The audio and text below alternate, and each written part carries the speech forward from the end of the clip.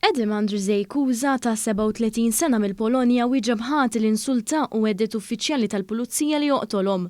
U għatrisaq il-qorti l-erba' wara nofsinhar quddiem il-Maġistrat Leonard Caruana. L-Ispettur tal-Pulizija Rodri Kazzart spjega kif bejn il-lejl tad-9 u l-10 ta' Mejju l-imputat kellu argument ma' martu. Dan seħ wara li martu kella inċident wara lejl twil ta' xorb u kella bżonn kura medika. Kien hawn li intervjenew il-pulizija li suġġerew li tintbagħat l-isptar. F'dan il-punt l-argument eskala tant li l-imputat għeddet lill-erba' uffiċjali tal-pulizija li kien se joqtolhom jekk imussulu l-martu.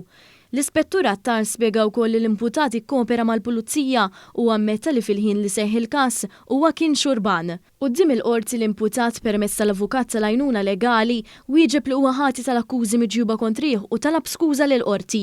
Huwa qal li huwa ċittadin tajjeb u li qatt ma kienet l-intenzjoni tiegħu li jispiċċa f'din is-sitwazzjoni.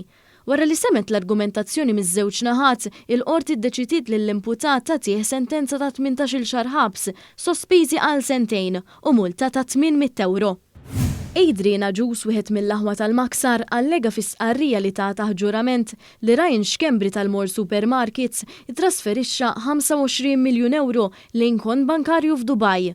Dan intqal l-erba' filgħodu meta stuktat il-kumpilazzjoni tal-evidenza kontra Ryan Xkembri li jinsab mixli b'akkużi ta' ħasil ta' flus kif ukoll ta' frodi.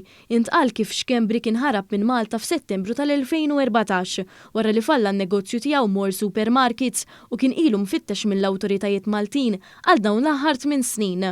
Fl-2014 Xkembri kellu kuntratt mal-avukat Carmel Kirkhope li nqatel sena wara.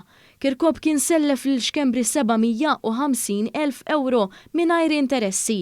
Quddiem il-Maġistrat Donatella Frendo Dimek, il-prosekuzzjoni qalet li fl-2013 irċevet 3 dokumenti bil-menti ġudizzjarji minn Anderin Asa li allega li Xkembri kien ifrodah miljuni ta' euro. Xkembri ħarab minn Malta ftit wara li kien beda l-proċeduri biex jitrasferixxi n-negozju għal fuq Asa li kien taħt l-impressjoni li n-negozju kien finanzjarjament stabbli. Asa spjega li l-pulizija kif kien wara li Xkembri ħarab mill-pajjiż li nduna l-istat li kien fih in-negozju meta qatt ta' kredituri bdew imorru fuq il-post biex jiġbru flushom bi wħud minnhom saħansitra anke jallegaw li kienu selfu lil Xkembri miljun euro.